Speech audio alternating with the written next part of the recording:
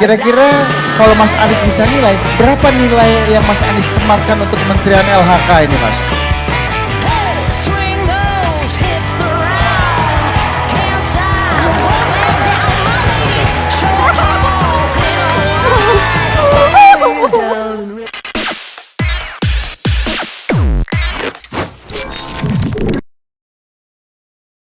Assalamualaikum warahmatullahi wabarakatuh. Sahabat Alpat seantero jagat dimanapun berada. Bismillah. Alhamdulillah. Allahumma sholli ala Sayyidina Muhammad wa ala ali Sayyidina Muhammad. Ada yang berbeda antara 01 dengan 02. Di mana 01 didesak Anies itu buat curhatan masyarakat. Tapi beda dengan 02, kalau kalah debat curhat kepada masyarakat. Jadi subjek sama objeknya berbeda ya. Fa'il sama maf'ulnya berbeda. Kalau di Anies itu menerima curhatan dari masyarakat dan sepertinya ini akan menarik ke depan karena Anies dianggap harapan untuk menyelesaikan masalah. Yuk kita lihat bareng-bareng yuk di acara Desak Anies, mulai pertanahan, agraria, kemudian masalah perempuan dan lain sebagainya. Yuk kita langsung nonton bareng biar kita punya nilai manfaat bareng-bareng. Ini adalah proyek strategis nasional dari pemerintahan sebelumnya, yaitu Bendungan Bener, Pak. Nah, pertanyaan saya, jika nanti Bapak terpilih untuk menjadi presiden, langkah konkret apa yang Bapak lakukan untuk mengatasi kasus yang ada di Wadas? Oke, itu Pak. Terima kasih. Boleh nitip satu lagi? Satu aja. Oke, itu aja Pak. Terima kasih. Mas Anies mau langsung dijawab atau dikumpulkan dulu? Kumpulkan. Oke, langsung Kakak, silakan. Baik, terima kasih kesempatannya. Perkenalkan, nama saya Adinda dan saya mahasiswa Paramadina jurusan Psikologi. Adinda. Saya dulu mantan reporter dari Tempo dan sekarang bekerja untuk Women Talk. Saya ingin menanyakan tentang RUU PPRT. Sebentar. Sebelum bertanya, saya mohon izin memaparkan data terlebih dahulu. RUU PPRT ini sudah digantung 20 tahun dan saat ini telah memasuki hari ke-150 aksi demo mogok makan untuk mengesahkan rancangan undang-undang perlindungan pekerja rumah tangga.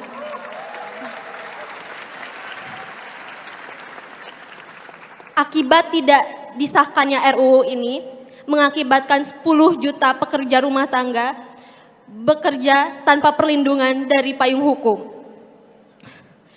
Berdasarkan data dari Jala PRT, setiap tahunnya ada 600 aduan dari pekerja rumah tangga yang mengalami kekerasan dan diantaranya adalah human trafficking. Semangat, ayo kita kasih tepuk tangan dulu untuk Dinda.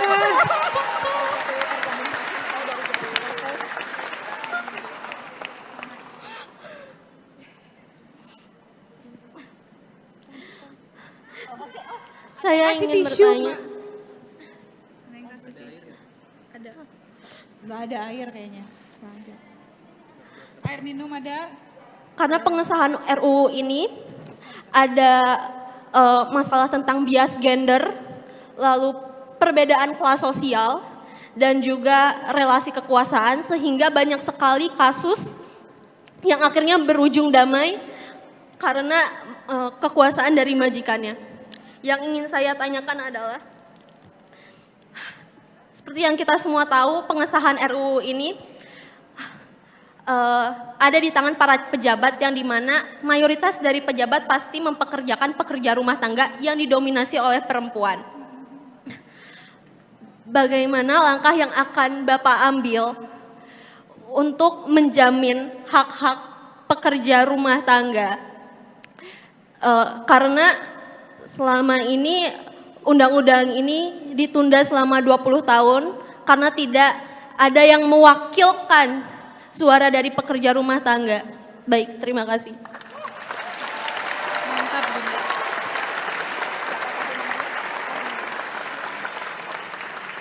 Keren. Silakan Ibu. Saya ikut nangis. Saya sendiri sebagai PRT Pak, saya di sini mewakili. Terima kasih Bunda. Terima kasih. Kamu udah menyuarakan suara PRT.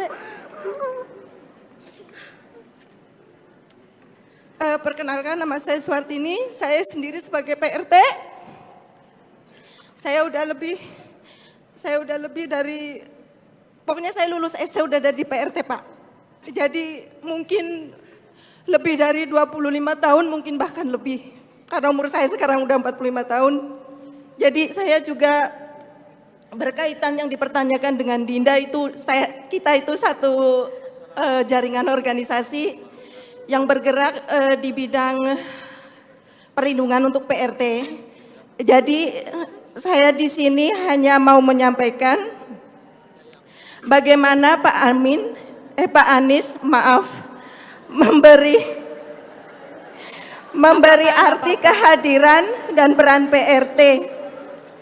Apakah Amin kelak mendukung pengesahan UU untuk perlindungan pekerja domestik atau PRT di Indonesia? Kami sudah berjuang 20 tahun lebih, tetapi dihambat di DPR.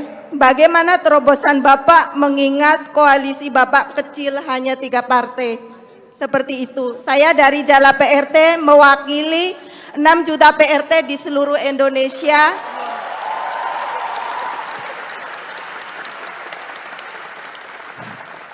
Kami keluarga miskin dari 40 juta penduduk di Indonesia yang kami mencari nafkah sebagai PRT untuk menafkahi keluarga. Terima kasih. Terima kasih Ibu.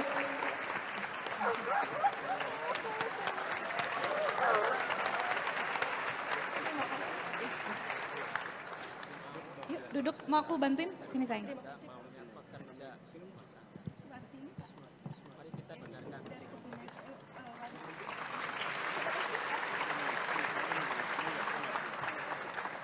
Terima kasih Ibu. Dinda juga thank you ya.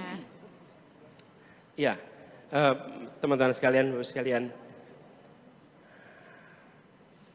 Tadi saya ingin jawab pertanyaan pertama dulu Ya. dari Bung Miftah tadi ya.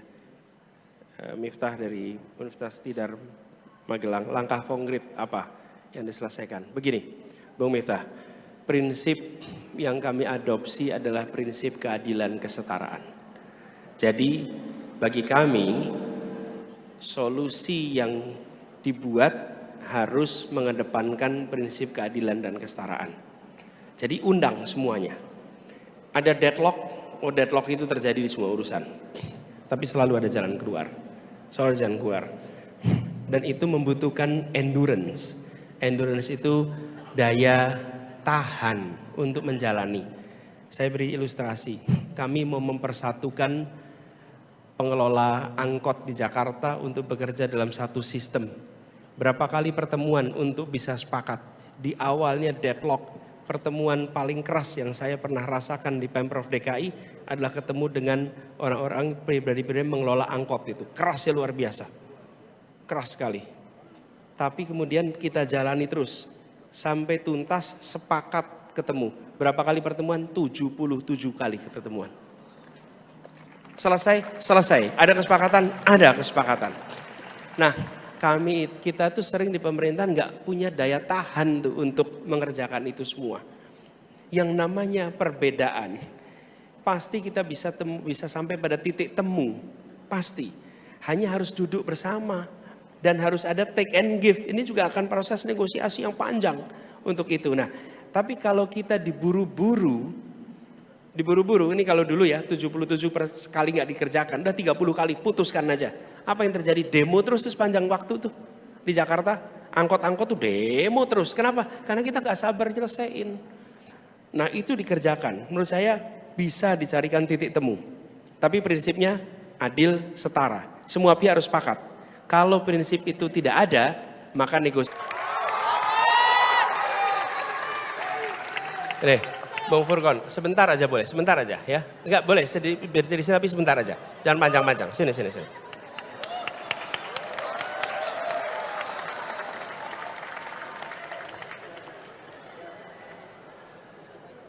Yuk. Ini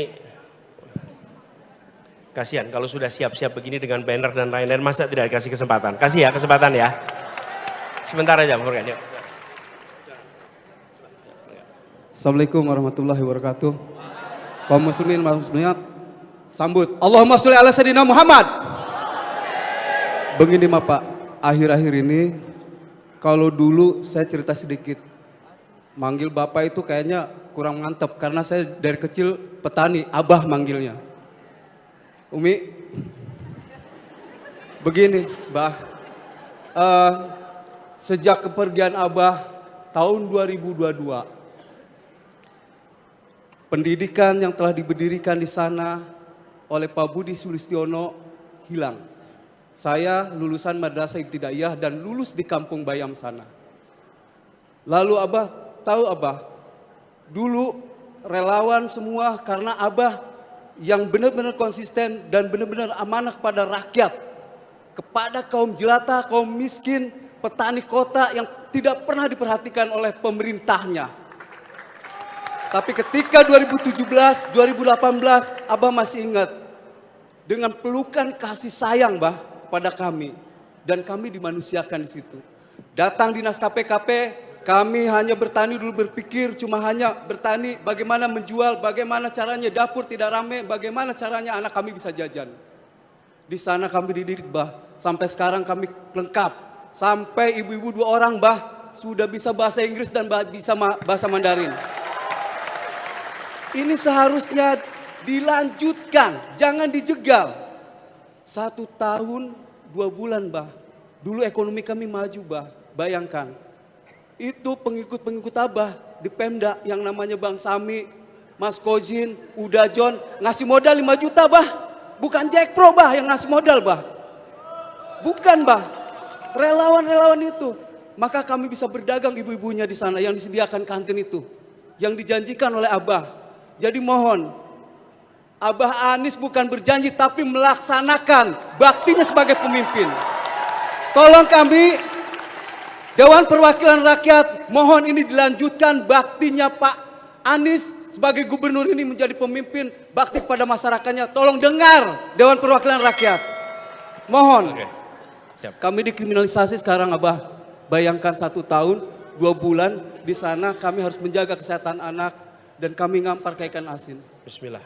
Insya Allah nanti Allahu begitu Akbar. Quran lagi ya. Barakallah.